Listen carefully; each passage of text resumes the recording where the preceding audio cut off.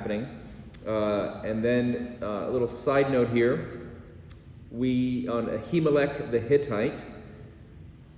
Hittite means he's a Gentile. It's interesting. This is the only time this person is mentioned in the scriptures. We don't know anything else about him except his name and that he's a Hittite. It does mean that David has Gentiles fighting alongside him and on his side, which is an interesting thing in terms of biblical history. The fact that David was open to having non-Israelites on his team. Another little side note that it says Joab's brother Abishai, the son of Zeruiah.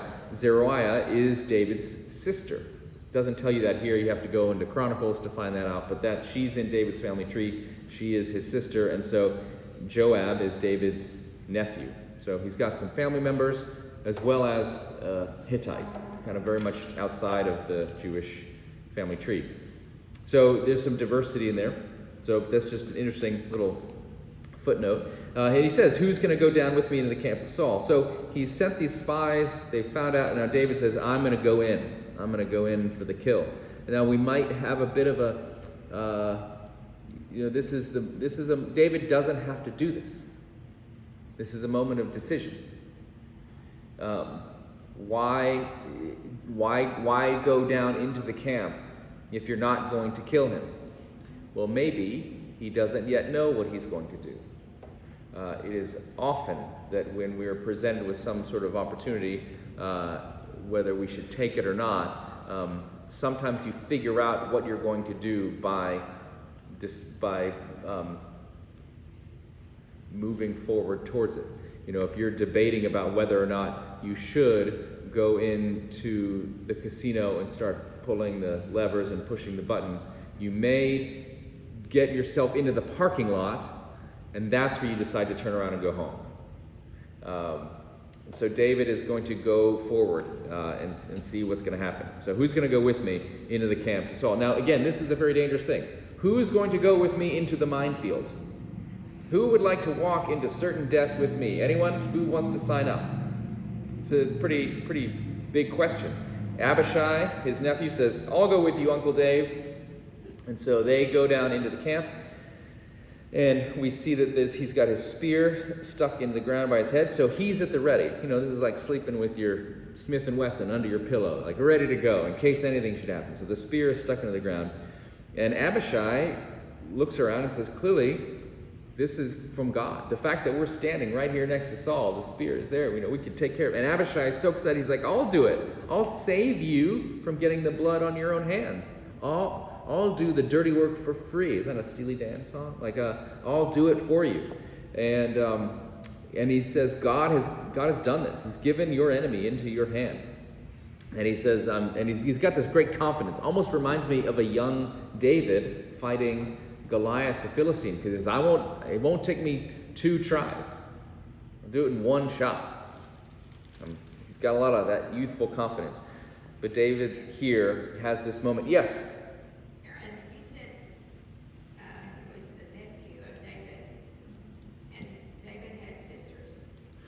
In 2 Chronicles, it gives a list of David's family members, and Zeruiah is included as his sister. Okay, because when we first hear about David, there's only sons, or at least that's all. Correct. That's all that's mentioned. Little smidge of the patriarch is showing up in the early chapter. Yeah, it's not uncommon in ancient genealogies to list the male descendants and not the female descendants, but we find out later that Jesse did have girls, and here we find that out again. Why it's very noteworthy and countercultural that in Jesus' genealogies in the New Testament you have so many women listed. So yes, but great observation. So David has this moment of decision, and he says, don't destroy him. And he says, who can put out his hand against the Lord's anointed and be guiltless? So even though it seems like the Lord has given this to me, I'm not going to take this opportunity. Unlike Hamilton, he will throw away his shot. And David says, this is the Lord's deal to take care of it. It's not my responsibility. And again, as you pointed out, Julie, we've got either the Lord will strike him down or his day will come to die. I may have to wait him out till he dies at 85 of natural causes or something. I may have to just wait. Or he'll go into battle and die. But it's not going to be me. I'm not going to do it. But he does want Saul to know what happened. And now we find out not only is there a spear by his head, he's also got a little glass of water, just like you put at the bedside table. He's got his glass of water, and he's got his weapon, and so he's sleeping soundly. So David says, take both. And it doesn't say why he takes the water. I think, one, he wants him to know he was there. You know, maybe if just one thing is missing, like the spear, maybe one of his men took the spear at night or something. But no, we're going to take two things, you know. And water in the desert is one of the most valuable things around. So he's going to take the water as well. They leave. And now we find out the text tells us what we had probably had a sneaking suspicion of before, that it was God who caused this deep sleep. Sometimes I wish the Lord would give me this deep sleep, which some nights I don't get. But here they get it. So, and David then goes to this other side of the hill and calls out and says, hey, Abner, and has this back and forth. Now, why doesn't he say, hey, Saul? Doesn't say. It's not clear, but it does indicate that the first thing he wants to do is to say, hey, he wants to blame Saul's security forces for their dereliction of duty. Because Saul didn't do anything wrong here. The security forces has failed. He knows that as a byproduct, Saul will wake up and then they can have this conversation. Maybe David wants Saul to use the military code of justice and court-martial these guys and execute them. Who knows? But as he says, the punishment here is death. He does use the word you a lot. This thing that you have done is not good. As the Lord lives, you deserve to die. Verse 16. And the you is plural here throughout. So he's saying not just Abner, but all the watchmen, the troops, everybody who let us tiptoe through the tulips to get to King Saul, they all are guilty. And so, and then you sort of can picture him dramatically holding up the king's spear and holding up the jar of water, like, look what we have. We're not just kidding. We were there and we could have done this. What's interesting, David says, one of the people came in. And who was one of the people who came in to Saul? It was him, and it was himself and Abishai. So there's a little, I do, Suzanne, think that there's a little humor in that. Just a teeny bit, like, one of the people, won't say who it was, me, came in. So, because obviously they're the ones that hold up the spear in the water jar. Now, so Saul hears what happens. He wakes up and he sort of do my ears deceive me? Is that the voice of David? Interesting that he recognizes David's voice very clearly. When you're obsessed with someone, even if it is for evil, you're very attuned to everything they do. So he hears David's voice and recognizes it. David calls him, my Lord, O King, very much still showing respect for Saul. And then asks, why are you doing this? And he again sort of gives Saul an out. And then he says, now if this is something that God has stirred you up to do, then I accept it. If it is something that people are telling you to do, then may they be cursed. But notice he doesn't accuse Saul directly. This is your obsessive, crazy fixation of paranoia on me. It is your fault. He doesn't say that. He says, no, maybe people are convincing you. He gives Saul an ability to say, oh yeah, my advisors have been steering me wrong. It's if you've ever gone against somebody with an accusation, you ever gone to somebody and said, you do da-da-da-da-da, you always said da-da. If anybody's ever said that to you, immediately your defenses are up. You are no longer willing to hear what they have to say. If somebody says, you always, you can immediately think about 5 times when you didn't do the thing, right? And you're going to begin to marshal those defenses against your accuser. David an expert in communication doesn't begin with an accusation. He begins with a why. Why are you doing this? Help me understand. Maybe it's somebody who's giving you bad counsel. Maybe God has told you to do this. It's a much gentler approach. He gives Saul an out. And he says, by the way, one of the things that may have been confusing, or at least an unexpected way of phrasing things, he says, if it's people who are giving you this bad advice, may they be cursed before the Lord, for they have driven me out this day, that I should have no share in the heritage of the Lord, saying, go serve other gods. And you may have said, why is this thing about serving other gods in here? David isn't serving other gods.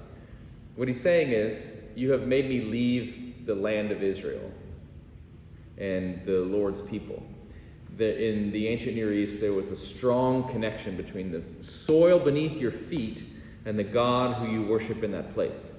And I think I mentioned before, and you probably know the story of Naaman, the Syrian general, who comes to Elisha the prophet for healing with his skin disease. And Elisha, his servant, tells this man with leprosy to go dip himself in the Jordan River 7 times. And he then is healed, and he says, Yahweh is the one true God. I'm going to start worshiping Yahweh and not worshiping those pagan deities I've been following. And I'm going to go back to Syria and be a Yahweh follower. And so he backs up a dump truck and fills it with dirt from Israel to go back to Syria so he can continue to worship Yahweh. Because you can only they very much saw deities as being physically located on the earth of a place. So Yahweh owns Israel. Now David understands that Yahweh is God over the whole earth, but the understanding of people around him is when you're in this physical, you can only worship Yahweh on Yahweh's territory. It's sort of like there's the ACC, the SEC, the Big 12, everybody has their turf, and it's sort of the same way here. And so that's why he says, you've told me go serve other gods, meaning you've told me to leave. Because if I leave, I can't worship Yahweh, because Yahweh is only worshipped in Israel, on this dirt. Now again, David knows that you can worship Yahweh anywhere. He says that in his Psalms and all those sorts of things. But he's speaking to people in language that they would understand. So, David asks that Saul not kill him, and he says, the king of Israel, in verse 20, has come out to seek a single flea, like one who hunts a partridge in the mountains. Now there's a pun here. I don't know if anybody has your notes explaining that, but the word partridge in Hebrew is literally caller. It's a calling bird, like in the Christmas song, 4 calling birds. And as you'll notice in the beginning of this passage, in verse 14, earlier in the passage, David called to the army. In the Hebrew, it sounds the same. So he's saying, you go out to hunt this caller, this calling bird. So just a little literary tidbit in the passage. Finally, Saul has this somewhat realization, I've sinned. And he says, return, my son David, come back, because I won't hurt you anymore. Because my life was precious in your eyes this day. Again, Saul always kind of makes it back about him, my life. You've saved me, so you must be a good person. And he says, I've acted foolishly. And if you've ever seen the series on Netflix and it was originally not on Netflix, but Arrested Development, where they always say, I think I've made a huge mistake. Saul says that here, I've made a big mistake. But what he doesn't say is, and I won't do it again. He just says, gosh, what a big mistake. Why don't you come back? David says, take your spear, and he doesn't even want to go give it to him. He doesn't trust Saul. He's like, here's your spear. Put it down on the ground. Now send one of your young men over to take it. It's like I imagine sort of in a tennis match. Little ball boy runs out and grabs the spear and takes it back to Saul. So David now says, the Lord rewards every man, this is verse 23, for his righteousness and his faithfulness, for the Lord gave you into my hand today. This is saying, the undercurrent here is, I'm the righteous one. I, David, am the righteous one here. God has rewarded me and done good things for me. He gave you into my hand. But I would not kill you because you're the Lord's anointed. And he says, behold, as your life is precious this day in my sight, so may my life be precious, you think he might say, in your sight, Saul. I've done you a solid favor. Now maybe you should do me a solid favor. But instead, he says, I'm going to not really trust Saul. I'm going to trust that my life will not be precious in the eyes of Saul because you've shown me that my life is never precious in your eyes, Saul. So I'm going to hope that the Lord will see me as precious, that my life may be precious in the sight of the Lord, and that he will deliver me, not you. So it sounds like this flowery sort of religious speech, but really what he's saying underneath it is, I'm going to keep trusting God, not you, Saul, because you are clearly on a wrong path. The quote that I've shared with you before, and again, I think it was Maya Angelou, but it continues to be applicable. When someone shows you who they really are, trust them. And Saul has shown David who he really is, that he's someone who has this paranoid fixation on David and will not stop until David is dead. And David is taking that at face value, and he doesn't want to get any closer to Saul than he has to. So Saul then, ironically again, gives David this blessing. Blessed be you, son of David. This is somebody who's clearly not able to give a blessing. He tries to give a blessing, so there's some irony there. And David very wisely goes his own way. So, what do we take from this passage? Before I get to that, any questions you have? Lingering, unresolved issues, hanging chads, questions that you have? This whole incident seemed much more serious. I always got it on 23 that he was, kind of poking Saul. Just poking the bear a little bit. Yeah, there's almost a playfulness in cutting off the corner of the robe, poking the bear. But this seems much more serious. There he is with his 3,000 armed men getting ready to kill David, and David and Abishai get very close. This does seem more provocative, and the stakes maybe a little bit higher. Yeah. Yes, Phyllis. Did I hear you right to say that Saul cannot bless David? Is that because he's king, or because he's not a prophet? So, my thinking on that was that it is deeply ironic that somebody who is so opposed clearly to God's purposes, that he then tries to bless David. I mean, whether the words are efficacious or not, whether David actually receives a blessing or not, we don't know. I think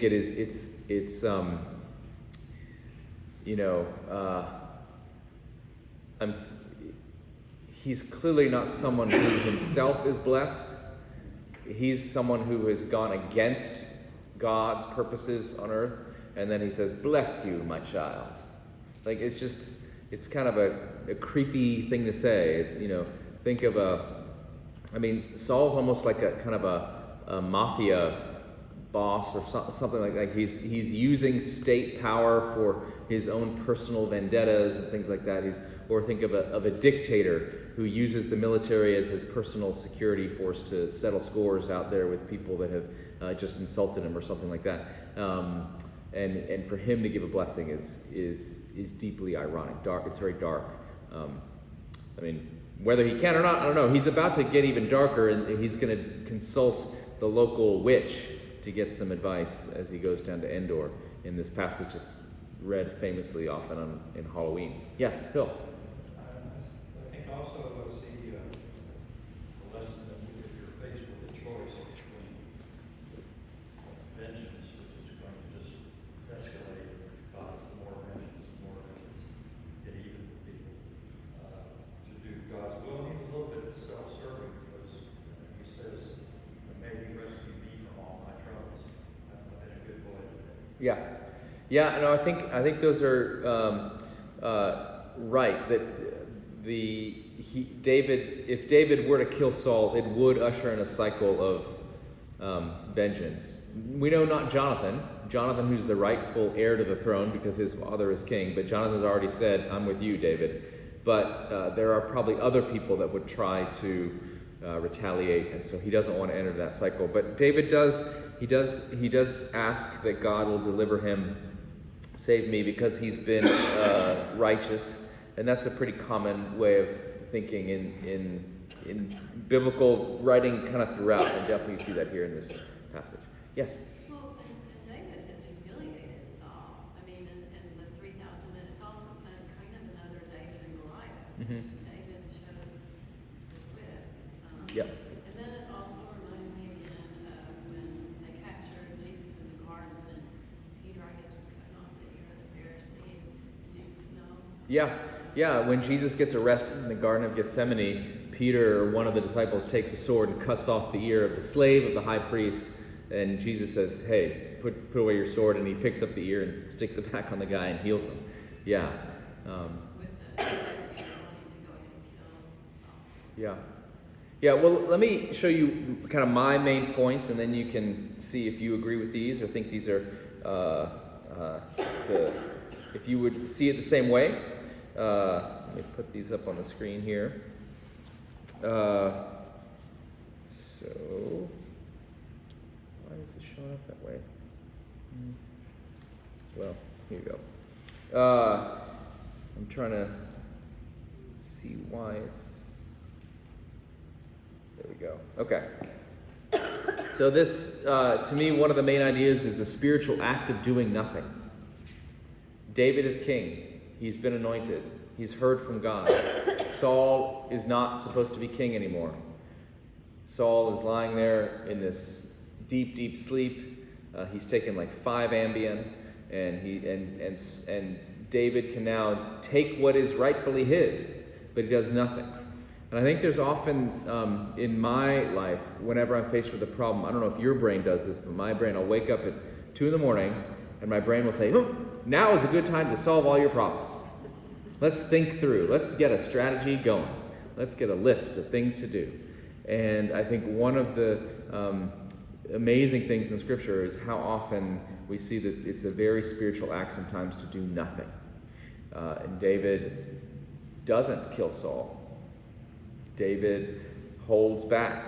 And this is something, obviously, we see Jesus a lot, which I'll get to when I see in point 4. But discernment, there's some discernment here. David listening to God and not his nephew, Abishai, in a situation. There can be a situation that looks perfect in front of you, that God has given this to you. Maybe it's not the thing that you should do. There's one of my main points, main points is God's mercy to Saul in this passage. Saul, there's this ironic thing where he is asleep, and God uses this deep sleep as an experience for hopefully Saul to wake up. Saul is given an opportunity to see the error of his ways. Somebody over there holding up your spear and your water jug and saying, look how close I was to you. You might have a moment like Ebenezer Scrooge at the end of A Christmas Carol, when he sees his own headstone with his name on it and confronts his mortality, confronts the error of his ways, and has a complete conversion experience and becomes a new person. This is what Saul is being invited to do. Holding up the spear and the water jug is saying, you almost died. I don't know if you recently had a near-death experience, but if you've had that, if you've ever accidentally ran a red light or ran a stop sign, or somebody else did and you were following the law, but they almost hit you, you've probably had this experience in your vehicle where or maybe you're on 35 and you see on the other side of the road a horrible wreck, and you pause and think, I'm grateful for my life, and that causes often a little bit of existential reflection and maybe even a change. Saul does not. But God is giving Saul this opportunity again and again and again. It's, the old hymn, there's a wideness in God's mercy. So we often want to write people off, or we want to, there's often this debate, can you lose your salvation, et cetera, et cetera. Maybe you can, maybe you can't. But clearly God just keeps giving Saul more and more opportunities to come back, to come home, to make it right. So there's some real mercy even to Saul. The pointing to Christ here, I think, Linda, your point about the ear, Jesus healing the servant of the high priest, Jesus is asked to take the kingdom by force. That's one of the temptations Satan gives him. That's the temptation that the crowds give him when he's in his ministry. They say, let's kick out the Romans, we'll install you as king. That's what they want to do on Palm Sunday.